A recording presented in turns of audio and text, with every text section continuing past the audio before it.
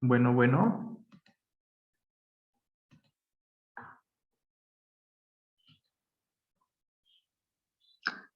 ¿Me escuchan? Bueno.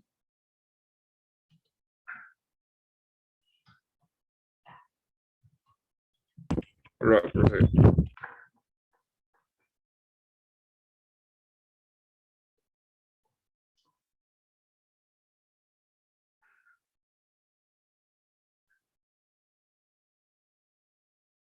Hola. Bueno. Ok. Sí, ¿me escuchan? No, te repito, no sé si alguien puede abrir su audio nada más para hacer la prueba de que yo también los escucho. Es que no estoy seguro si los estoy escuchando.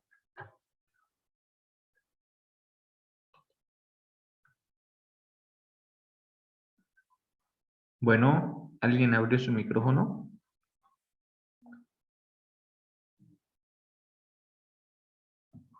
Mm,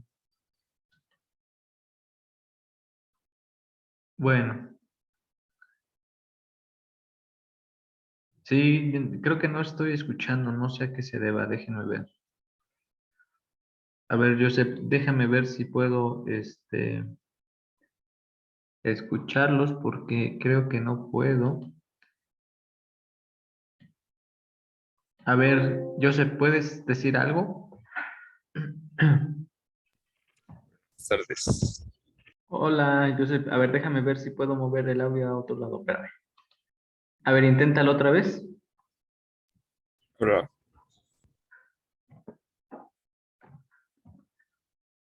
Bueno.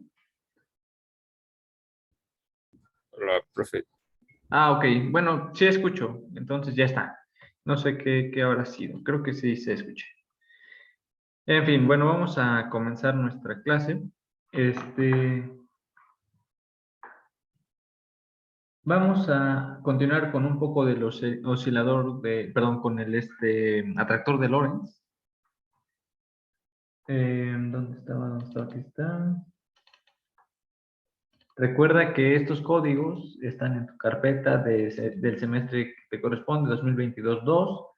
Y pues ahorita voy a abrir el último, que fue este. ¿Cuándo fue? Es este.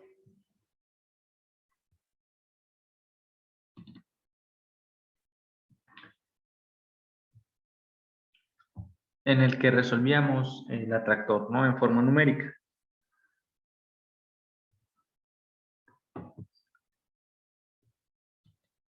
Ok. Bueno, ya se está abriendo la hojita.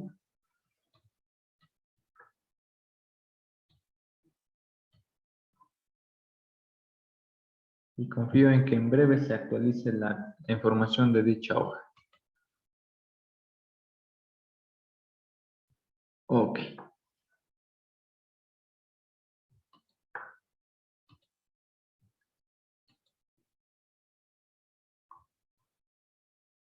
Hay una parte que está tardando parece que una cuestión dinámica que creo que había puesto. Voy a desactivar esa parte, igual no es importante para los cálculos que vamos a hacer ahorita.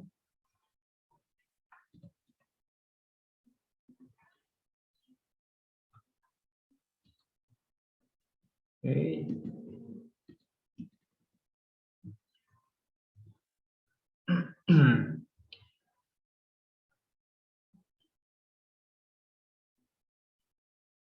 ¿Qué diablos? Ok, si cerró, no sé por qué.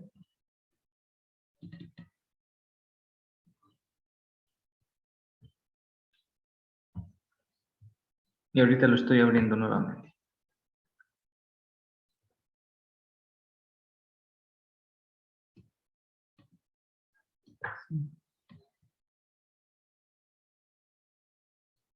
Bueno, ya está. Entonces, ok, la vez pasada discutimos un poco sobre también el modelo presa depredador, incluso les mostraba numéricamente que cuando estamos cerca del punto crítico, las soluciones se volvían armónicas, es decir, como una combinación lineal de senos y cosenos, que era algo que en la teoría ya sabíamos por la aproximación del espacio tangente. Y después comenzamos el modelo de Lorentz, ¿no? Entonces nos montamos en estas tres ecuaciones diferenciales para la variable x, para la variable y para la variable z. ¿Sí?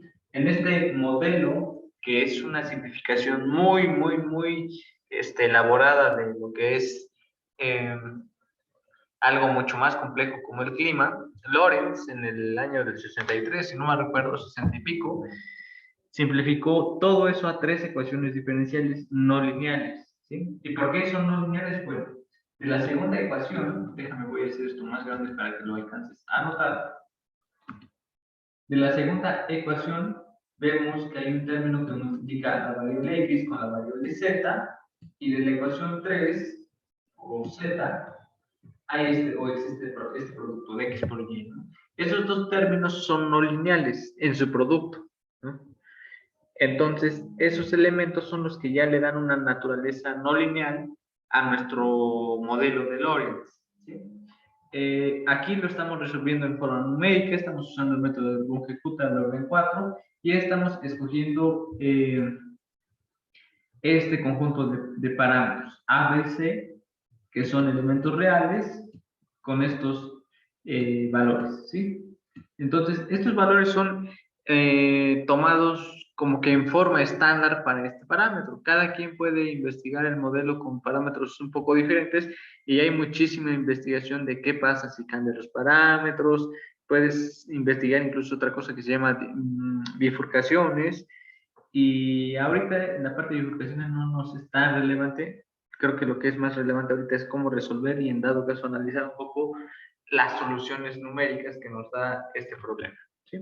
Entonces lo voy a tomar en una nueva hojita para sacarle más provecho a este cálculo y pues no empezar desde cero. ¿Sí? Entonces copio todo esto, lo despliego en mi hoja de matemática nueva que acabo de abrir. Voy a hacer más grande esta ventana para que la letra la alcances a ver y entonces lo ejecutamos. ¿Sí? Recuerda que ejecutas con Shift y Enter, como lo corremos, ya se hizo. Vemos que ahora Sol 0 responde a las soluciones de las ecuaciones diferenciales con estas condiciones iniciales y con estas ecuaciones diferenciales. ¿Sí? Si en algún momento alguien tiene preguntas o dudas de alguna parte, con confianza dígame. Si algo en la sintaxis o algo en los argumentos de las ecuaciones, etcétera, no te queda claro, con confianza pregunta. ¿Sí? Bueno, Lorentz, repito, lo que cuando empezó a resolver estas ecuaciones en forma numérica, dijo, oh, ok, bueno, en mi época ya existe la computadora, quizás muy limitada para los estándares actuales, pero capaz de resolver esto en forma numérica, y entonces se utilizó algún método numérico, no sé si el método de Euler quizás, para resolverlo. Metió su código en, no sé, tal vez lo hizo en Fortran, no, la verdad no sé qué lenguaje habrá utilizado, pero eso es independiente a la solución numérica, es decir, una solución numérica de una ecuación diferencial no depende de manera, bueno, tan precisa del método numérico que tú elijas, ¿no? Si tú eliges un método de Euler en C, en Python, en matemática, en lo que sea, pues te va a dar el mismo resultado si lo ejecutas en otro software o en otra computadora con ese mismo método numérico, ¿sí? En dado caso, la precisión de los números sí podría cambiar de acuerdo a qué tipo de máquina usaste o usabas en cierta época de cierto año. Eso, repito, ya lo hemos platicado un poquito más, se conoce como precisión de máquina, etcétera, etcétera. Y para este fin, pues sí fue algo importante porque resulta que cuando Lorentz resuelve las ecuaciones diferenciales, las series de tiempo te graficaban esa mariposa que les enseñé en la sesión pasada, y dices, ok, pues está padre, ¿y cómo se ven las series de tiempo? Y lo que vamos ahorita a ver es cómo se ven esas series de tiempo, cómo se ven las soluciones como función del tiempo. ¿Sí? Entonces, ya resolvimos la ecuación diferencial. Dicha información se mantiene aquí en este Sol 0.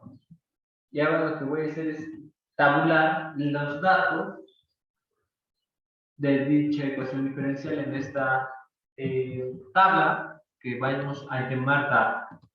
Entonces, en data, vamos a llamarla data 0. Vamos a tabular los datos del tiempo 0 hasta el tiempo 50 en pasos del punto 01. Para las personas que tienen más conocimientos ya sobre métodos numéricos, quizás te sea un poco cuestionable el hecho de que si tu método numérico no define ningún paso de integración, entonces, ¿cómo le podría decir yo a matemática? Quiero que me hagas la tabla en un paso todavía más pequeño al que yo le pedí la resolución de la ecuación diferencial.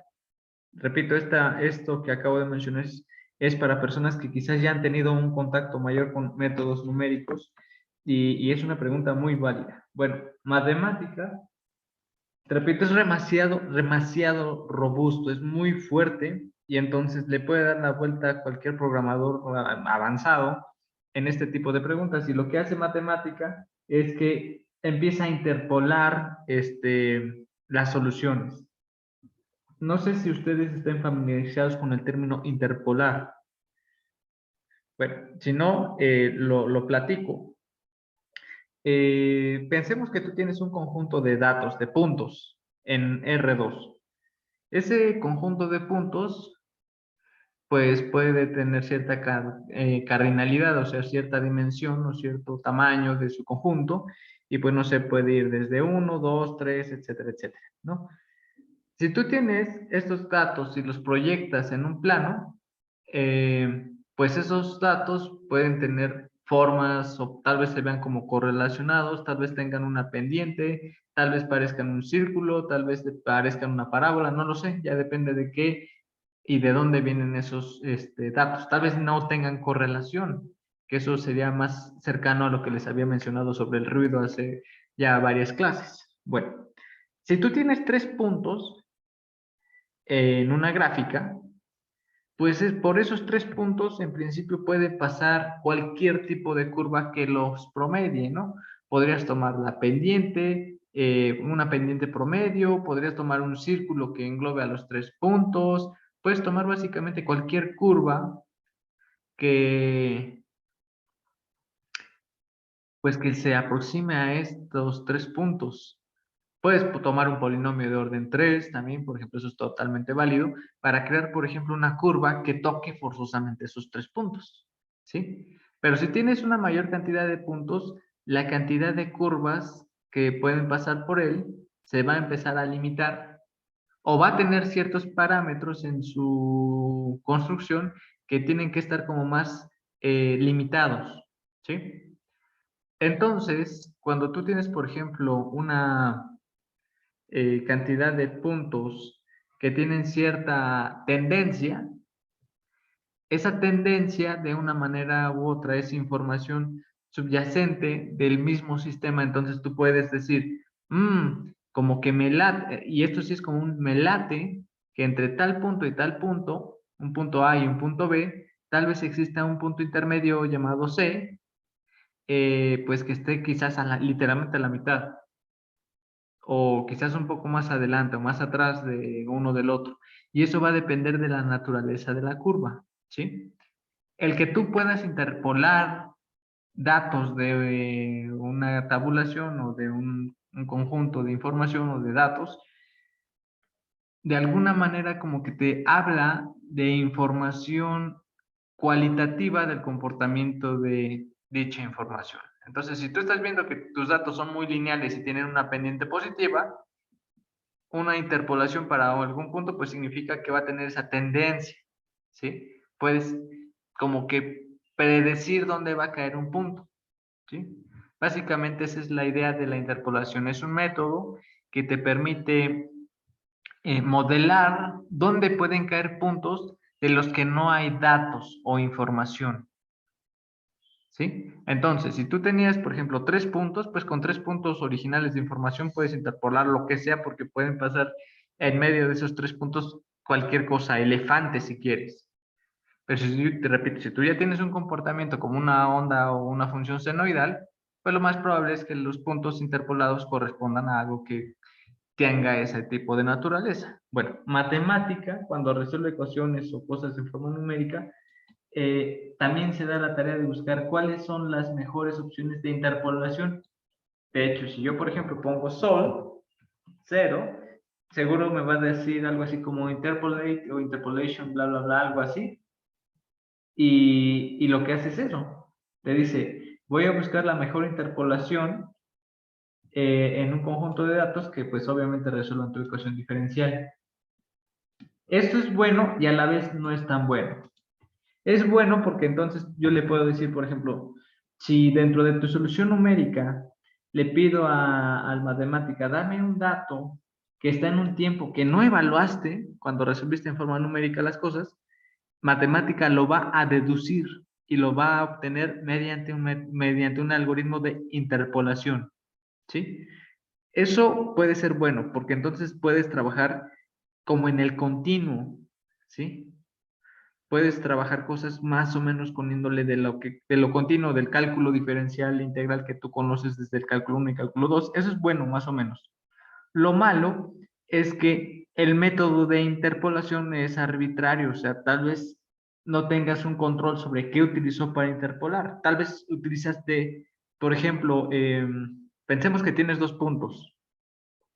Y pues cualquier cosa entre dos puntos pues puede ser perfectamente una recta, ¿no? Un segmento, una línea.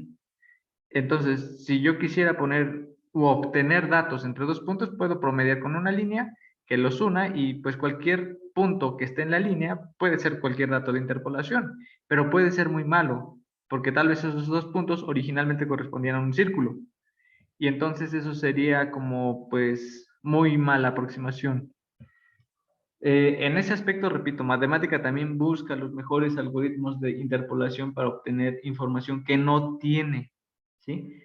En ese aspecto, por eso a mí me gusta más como tabular en forma discreta, bajo cierto paso fijo, qué datos pues, se corresponden a dicha iteración en mi tabla. Desde el dato 0, por ejemplo, en este caso hasta el 50 en pasos de 0.01. ¿Sí?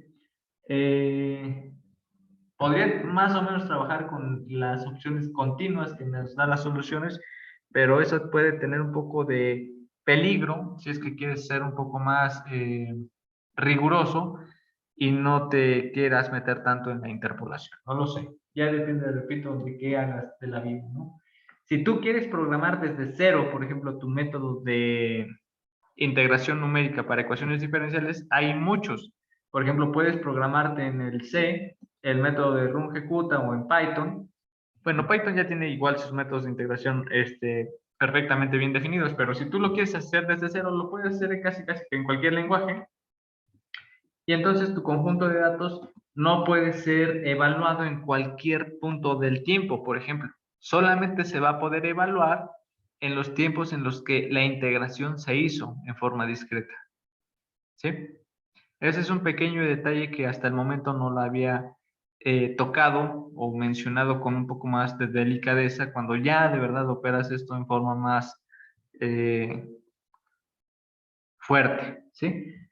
Ahorita, repito, estamos como, mi idea en esa parte es platicarte un poco más las formas en las que puedes resolver en forma numérica ecuaciones diferenciales y ya si tú quieres de verdad profundizar en los métodos de integración o los métodos numéricos para resolverlas, pues puedes tomar perfectamente el curso optativo de métodos numéricos o sistemas métodos no lineales, justamente para aprender a programar desde cero estas cosas y comprender mejor estos algoritmos. ¿Sí? En fin. Entonces, continuamos. Quito esta parte que me estorba. Voy a tabular la información de mi ecuación diferencial en data cero. Y entonces, tú ya puedes graficar, por ejemplo, dicha información, ¿no? Yo aquí te había dicho cómo graficar, por ejemplo, proyectando en parejas. Por ejemplo, aquí yo puedo decir, quiero que me tabules data 0 para la variable X contra Y. Entonces tabulo la columna 2 contra la columna 3, ¿sí? Y eso me daba esto. Ahora, si yo le digo al matemática, quiero que me tabules, por ejemplo, esta información, pero de la columna 3, que sería Y contra Z, pues le tengo que poner tabúlate 3 contra 4.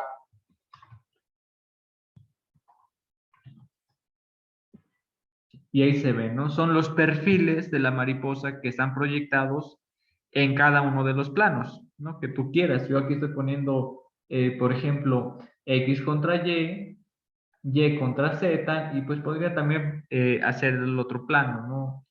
El de X contra Z. El de X contra Z sería tabular el dato 2, la columna 2 contra la columna 4. Se ve así. De hecho, esta es un poquito más la que parece como mariposa, ¿no? En fin, estos datos son obtenidos con una condición inicial y pues un conjunto de parámetros. ¿Qué les pasa a las series de tiempo? Eso es lo que vamos a graficar ahorita. Para graficar las series de tiempo tendría que graficar la columna 1 contra la columna 2 o la columna 3 o la columna 4. Pero siempre tendría que empezar con la columna 1 contra algo, porque la tabla en su columna 1 es el tiempo, ¿sí? Es la cantidad iésima del tiempo. Entonces, eso es lo que vamos a comenzar a graficar. Las series de tiempo de esta información. Entonces, columna 1 contra la columna 2 es X función de T. Esa es la solución X función de T. Es algo que crece, baja, oscila mucho. Estas oscilaciones corresponden a estas vueltas, a estas que dio aquí, ¿sí? Creo que ya ahorita te queda más claro con lo que hemos aprendido del curso, que si tú tienes series de tiempo que tienen este tipo de oscilaciones, en algunas proyecciones del espacio-fase concreto que tú puedas mapear, van a ser bueno, elipses, o cosas quizás que sean no lineales, pero con este estilo de formato, que tengan ciclos, ¿sí? Bueno, en este caso no es un ciclo periódico, pero bueno, sí tiene un periodo aquí, pero después ya se muda a la otra ala y son estas oscilaciones, quizás son grandes. ¿Ok? Bueno, entonces eso es lo que estamos viendo. Aquí creció la solución, ¿no? Y se quedó en un lóbulo orbitando y después brincó y se la pasó mapeándose de un lado al otro, se quedaba en la otra oreja, luego regresaba. Eso es lo que estamos leyendo de esa serie de tiempo. Si yo quiero graficar, por ejemplo, ahora la proyección de T contra 3, contra la columna, perdón, contra la variable Y, pues veo esto. Se parece, ¿no? Son parecidas. O 1 con 4. ¿Sí? Obviamente hay observables o variables, perdón, la palabra observable. Hay variables que pueden ser más como, pues ahora sí que visuales para entender ciertos efectos, ¿sí? En un momento más, si no es que es hoy, te voy a platicar de un modelo que se llama el oscilador de Van der Pol. Y el Van der Pol está padre porque de ese modelo hay algunos principios que toman de esa ecuación, por ejemplo, para modelar el corazón o ciertos impulsos de neuronas. Y todo va también con oscilaciones, ¿o no? O sea, puedes interpretar que una oscilación es un impulso que bajo cierto periodo, pues, o cierta frecuencia, se está ejerciendo en el estímulo entre neuronas, por ejemplo. En fin, entonces aquí estamos viendo las series de tiempo para, repito, una condición inicial y su solución, ¿sí? Yo voy a graficar, por ejemplo, ahorita la variable 1. La variable 1 me gustó, que es la variable X contra tiempo, y voy a graficar hasta el tiempo, pues no sé cuántos datos sean 100, a ver. Ok, 100 es muy poquito, entonces 1000. 1000 es el tiempo 10, entonces 2000 es el tiempo 20. Ok. Entonces aquí estoy graficando los primeros 2000 datos, ¿sí? Que nos llevaría hasta el tiempo 20. Ok. Voy a dejar esta gráfica como la variable o la imagen X 0. Así. Lo que voy a hacer a continuación es resolver la misma ecuación diferencial, pero ahora con otra condición inicial. Entonces, lo que le voy a hacer es, la condición inicial la llamaba C y voy a llamarla C y, que es una segunda condición inicial, y voy a perturbar, por ejemplo, la variable X un poquito, 0.001, ¿ok? Entonces, mientras la condición inicial de la primera ecuación era esta, 1, 1, 1, la segunda condición inicial la perturbé un poquito para la variable X a tiempo cero. Entonces aquí tengo que sustituir X y a esta segunda solución le voy a llamar Sol 1. Entonces, Sol 0 resuelve la condición que estoy subrayando. Sol 1 resuelve lo mismo, nada más que con otra condición inicial. La ejecuto y en un momento más lo que voy a hacer es comparar las soluciones entre Sol 0 y Sol 1. ¿Dónde? Pues aquí. Entonces voy a copiar esta imagen, este código, lo pego acá. Voy a llamarle X1, imagen X1, a la solución de la ecuación con la segunda condición que tomé, ¿sí? Ah, me falta tabular la información, perdón.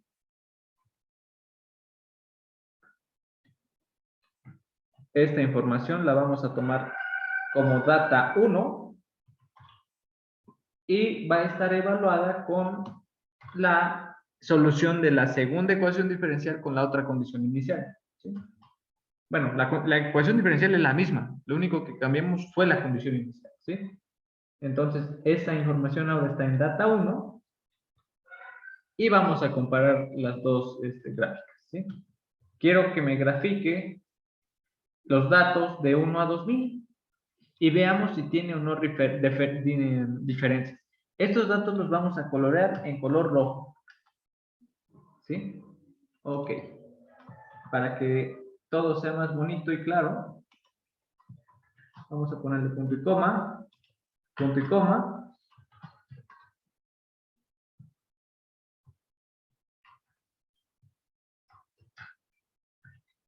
Y lo que estoy haciendo con show es mostrar las dos soluciones como funciones del tiempo en la misma imagen. Entonces, puedes notar que la condición inicial básicamente era la misma, era 1.001 o 0001 y 1. Entonces, parten básicamente del mismo lugar, se empalman las dos soluciones, de hecho por eso se ve rojo primero, porque están empalmadas las dos soluciones, ¿sí? Oscilan de la misma manera.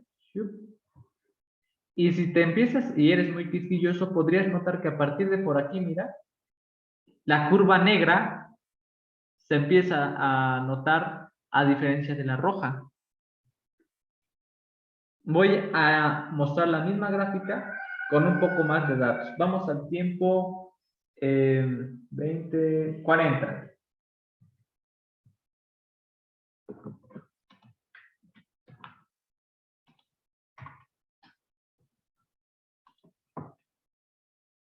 Y aquí ya se aprecia mucho mejor que, por ejemplo, del tiempo un poco después del 20, como en el tiempo que será como 22 o 21, mientras esta roja seguía oscilando en un lóbulo o en una ala, la curva negra cruzó del otro lado y aquí ya se separaron los caminos.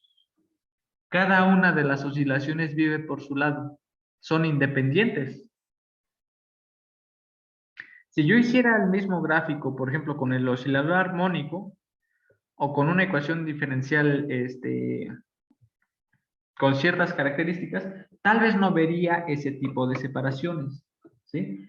Bueno, en la época de Lorentz, cuando resolvía las ecuaciones diferenciales y metía el mismo código una y otra vez, siempre le daban soluciones diferentes. Haz de cuenta, quizás comenzaban parecido, pero se empezaban a separar cada vez que las resolvía. Y decías, oye, ¿por qué? Si eso es la misma ecuación diferencial. Bueno, lo que pasa es que la condición inicial, aunque la perturbé un poquito, en el tiempo se empiezan a separar y empiezan a tener comportamientos diferentes, ¿sí? Eso en su naturaleza se le conoce como caos. Es un fenómeno caótico. Es decir, la condición inicial que estamos perturbando un poquito puede tener una influencia grande en un comportamiento, pues, de algún modelo a futuro. Y el comportamiento puede ser dramático, o sea, puede haber un cambio eh, importante en la naturaleza de tu modelo. Y haciendo alusión a las alas de la mariposa que se ven en el espacio-fase, se dice o se planteaba en los congresos cuando esto empezó a tener auge, que decían, oh, es que este tipo de fenomenología llamada caos, o que se empezó a llamar como caos, puede ser catastrófico. Pensemos que tú tienes una mariposa, no sé, en Sudamérica, por ahí flotando, y de repente su revoloteo altera las condiciones iniciales del clima, pues quizás a un nivel imperceptible a nuestra escala humana, pero ese pequeño cambio que pudo haber ejercido el vuelo de una mariposa en Sudamérica puede a la larga crear tal efecto que cree, no sé, un huracán en Estados Unidos o en Europa. Quizás las cosas no sean así de dramáticas en promedio, porque hay mucha más teoría que después se ha construido y que los físicos también han invertido mucho en cosas que se les llama teorías de campo medio, eh, pero esa es la idea, ¿sí?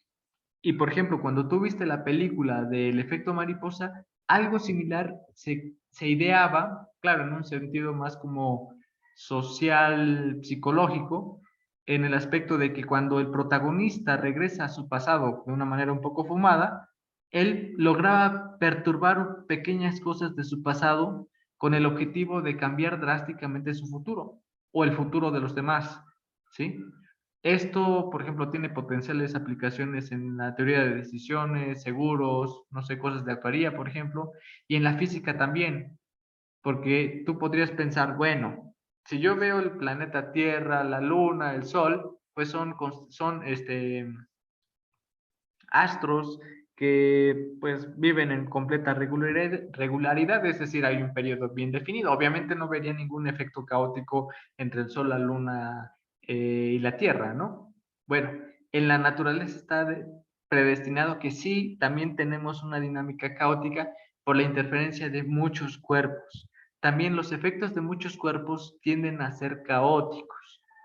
Un ejemplo muy práctico y común que aprendiste seguro en la prepa o en la secundaria es el billar. El billar es un como laboratorio, creo yo, de mecánica y de trigonometría muy bueno para poner en práctica dichos conocimientos, ¿no? Si tú tienes o recuerdas el pool es un tipo de juego de billar en el que hay 15 bolas de billar y les pegas con un palo que se llama taco, y el objetivo pues ya depende de qué tipo de cosa juegues, pero regularmente lo que uno busca en el pool es meter las bolas que no son la bola blanca o la bola negra en unos hoyos que están esquinados regularmente en la parte media de la mesa que se llaman buchacas. Bueno, eh, hay una parte importante en este juego que es el abrir el juego, ¿no? Cuando tú abres el juego, regularmente juntas todas las bolas en un triángulo que más o menos está situado en una parte media, intermedia más o menos, de la mesa. Si tú le pegas, bueno, le tienes que pegar a ese bloque triangular de las demás bolas con tu bola blanca, y eso se le llama abrir el juego. Lo que haces cuando le pegas es dispersas todas las bolas, ¿no? Eso seguro lo has visto, lo has escuchado, lo has visto en películas, no lo sé. Y si no lo has hecho, yo te invito a que vayas cuando puedas y tengas el chance por lo de la contingencia, que creo que ahorita ya no aplica, pero aún así sí te invitaría a que lo juegues. Y te apuesto lo que tú quieras, que si tú le tratas de pegar con la misma forma, con la misma fuerza, con la misma dirección, cada vez que hagas tu apertura, siempre y en cada una de las veces, todas las bolas van a salir de maneras diferentes, ¿sí? Ese efecto del que por qué salen todas las bolas de formas diferentes es un efecto de caos. ¿Por qué? Porque nunca vas a tener la misma condición inicial en cada una de las posiciones de todas las bolas que están disponibles en el juego. Además de la condición inicial con la que tú le pegas, por mucho más control que tengas en tu brazo, estoy seguro que no tienes la precisión absoluta para pegarle con la misma fuerza, con la misma velocidad, con todo, con la misma apertura angular, etcétera, etcétera. Entonces, cada una de las condiciones iniciales que mueve la dinámica, por ejemplo, de estas bolas, va a cambiar en cada una de las pues representaciones o experimentos que trates de hacer, ¿sí? Y ese es un problema, por ejemplo, repito, como de 16 cuerpos, incluyendo la bola blanca. Si nos vamos a cuerpos o componentes que tienen más elementos, por ejemplo, un conjunto de asteroides, una sociedad, no se diga, ese tipo de dinámica se empieza a ser tan complicada que empieza pues, tratar de postularse otra alternativa que es la estadística para hacer promedios sobre el ensamble o el comportamiento promedio que puede tener un ente o un objeto o un algo. ¿Sí? Y bueno, esa ya es otra alternativa para estudiar las cosas, que es bastante bueno también, ¿sí? En fin, por ejemplo, un dato curioso que quiero compartir con ustedes está en esta disputa que justamente en el formalismo de las cosas, como opera la relatividad y la mecánica cuántica, existió una disputa, pues no sé cómo decirla, entre amigos o colegas, que era Einstein y Bohr, ¿no? Si algunos saben o no sé si lo conocen, la teoría relativista es determinista, es decir, se rige por ecuaciones diferenciales deterministas, es decir, si tú resuelves las ecuaciones, lo que obedezca a la ecuación diferencial es lo que va a hacer, ¿sí? Entonces, si tú tienes un modelo, el más fuerte que tenga la NASA para describir los planetas, ese va a funcionar bastante bien hasta cierto tiempo. Y lo sabemos, ¿no? Obviamente el Sol lo ves, la Luna, astros que pues regularmente tenemos totalmente conocimiento de eso, funciona bien ese tipo de modelos. La mecánica cuántica se rige por otro tipo de leyes. Sigue siendo algo mecánico, más o menos, pero existen otras leyes que prohíben ciertas cosas que no puedes medir en forma clásica, como la posición o la velocidad en las partículas. Y para no hacer el cuento largo, la forma coloquial en lo que uno estudia la mecánica cuántica es con la probabilidad, justamente. Lo que uno hace es medir amplitudes de probabilidad para asociarle atributos a un experimento cuántico y a lo más que puedes hacer es medir energías de ese sistema. ¿Sí? Bueno, cuando Einstein empieza a tener un poco más de conocimiento respecto a la teoría cuántica, uno de los pioneros que era Bohr, pues dice, pues es que así opera la mecánica cuántica, es más probabilidad, ¿no? Y Einstein le choca la cuestión de que la realidad de lo que es la mecánica cuántica opere como con normas probabilísticas, ¿sí? Como que él no estaba de acuerdo en que la naturaleza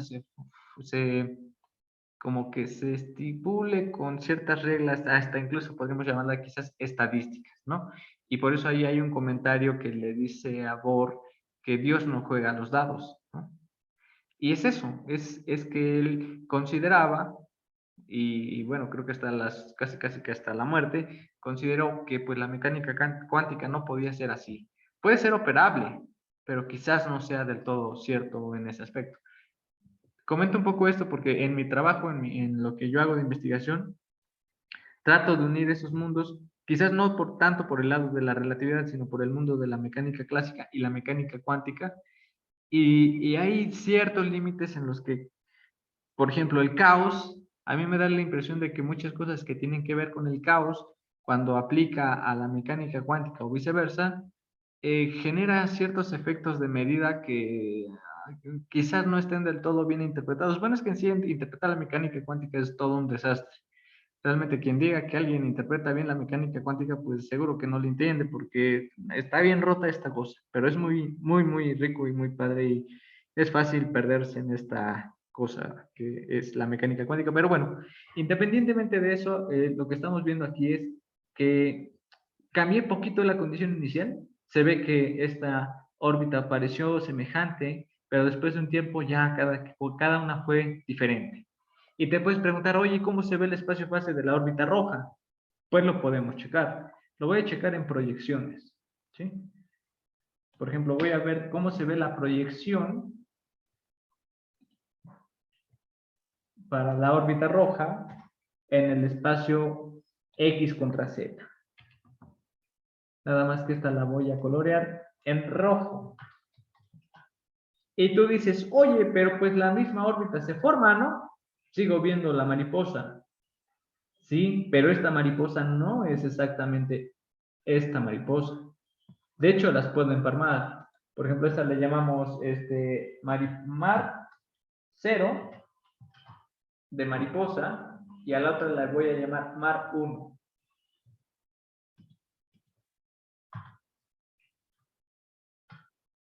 Y las voy a empalmar para ver qué tan semejantes o diferentes son.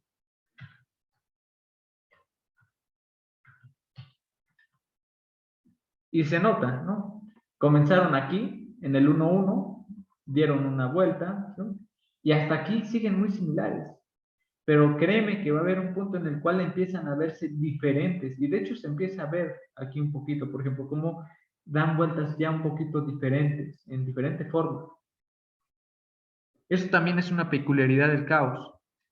Por ejemplo, en este efecto, en este modelo concreto, la mariposa siempre se va a formar independiente de la condición inicial. Eso tiene más que ver con flujos, cómo se mueve el flujo dinámico del sistema. Piensa que el flujo literalmente es como si fuera una corriente de agua que te dice, si tú tienes un río y tú le avientas una pelotita de unicel, el río siempre te va a llevar por cierto camino, que es cómo va la vertiente. E independientemente de dónde pongas la condición inicial, te va a llevar el río. Pero el camino que siga la pelotita, dependiendo de cada una de las posiciones donde la lanzaste, pues sí va a ser diferente. Es algo parecido acá. Quizás tú estás poniendo la pelotita en formas diferentes, o por pequeño que sea una diferencia mínima, pero el camino sigue siendo el mismo, sigue siendo un río el que te está formando. Y es lo que estamos viendo aquí, se sigue siempre viendo una mariposa. ¿Sí? Bueno, veo que hay comentarios, déjenme ver qué mencionan. Alguien comentó, ¿y pueden las soluciones volver a encontrarse? Esa es una muy buena pregunta. En este caso, es una pregunta muy buena y tiene que ver con una teoría que se llama ergodicidad.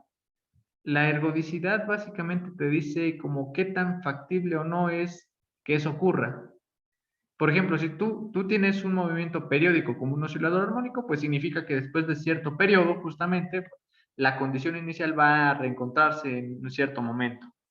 Estas órbitas, cuando son caóticas, tienen un tiempo, un periodo infinito en principio.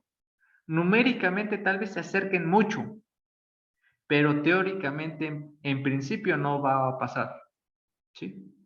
O podríamos decir que el conjunto de posibles intersecciones es de medida cero. También lo podríamos enunciar así. Pero eso ya depende también de la definición de ergodicidad. Bueno, en fin. En principio no. Numéricamente no. ¿Sí? Después alguien también pregunta, ¿cuál es la ecuación que estamos usando? Las ecuaciones que estamos usando son las ecuaciones de Lorentz. Estas las planteamos la clase pasada. Son estas. X igual a por y menos x, y' igual a x por b menos z menos y z' igual a x por y menos c por z. ¿Sí? Esas son las ecuaciones que estamos trabajando ahorita. Son tres y bueno, lo que estamos viendo, mostrando aquí es esa cuestión de las diferencias, ¿no? Hay una forma matemática en la que uno puede cuantificar si un sistema dinámico es caótico o no y se le conoce como exponente del Lyapunov. El exponente del Lyapunov nos ayuda a decir o cuantificar cómo se separan las órbitas y bueno, la idea es que el exponente del Lyapunov como tal es un exponente y entonces se considera que cuando tú tienes un sistema caótico, las órbitas se separan en forma exponencial a través del tiempo. Entonces, a tiempos pequeños, bueno, relativamente pequeños, las órbitas se comportan de manera muy similar, como se ve aquí. Y en algún momento del tiempo se empiezan a separar.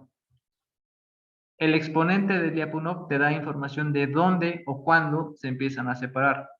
Por ejemplo, hace que un año, no me acuerdo si fue hace un año o dos, tuve un estudiante de la carrera de actuaría en la que la chica y yo lo que impusimos era tratar de modelar, por ejemplo, el activo del oro en el mercado de Nueva York y ver qué tan modelable podía ser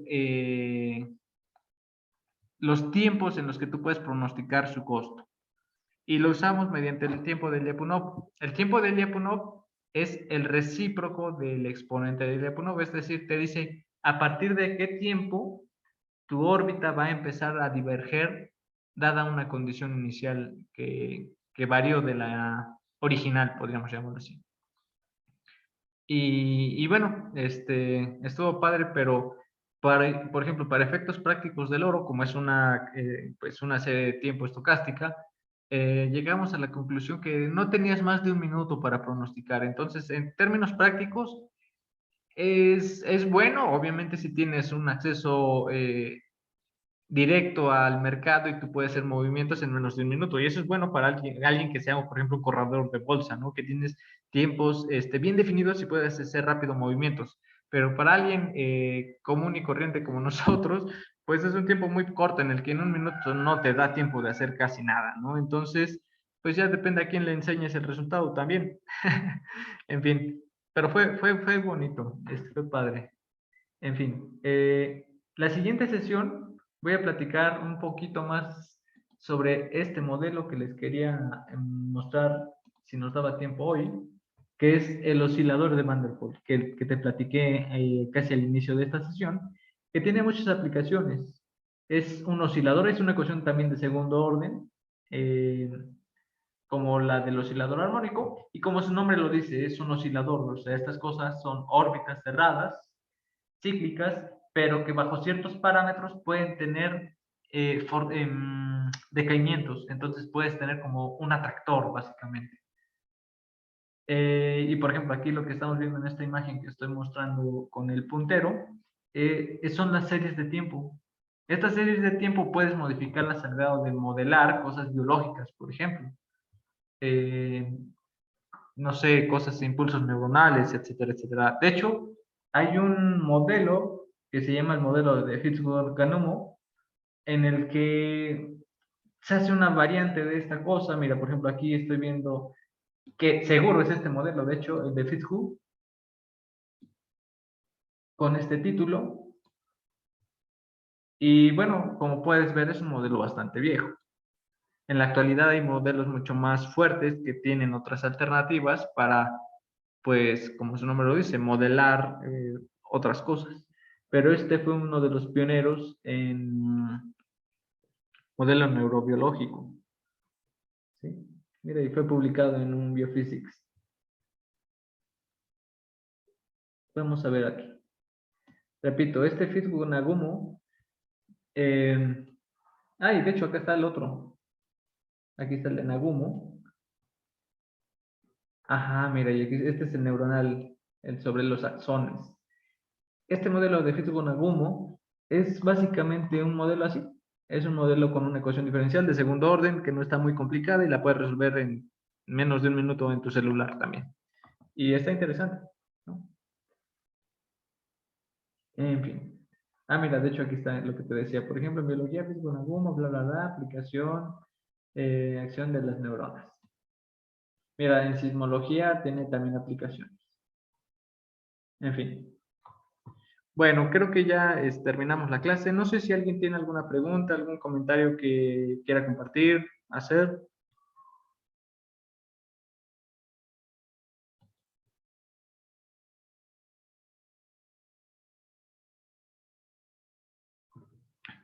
No, no preguntas. Bueno, veo en el comentario que no hay preguntas hasta el momento, entonces pues aquí dejamos la sesión. Nos vemos el día miércoles, ¿sí? Recuerden, mañana clase con su ayudante, con Jesús, y pues hasta la próxima. Cuídense, bonito día, bonita tarde, hasta luego. Adiós. Gracias, profe. Buen día. Hasta luego, hasta luego.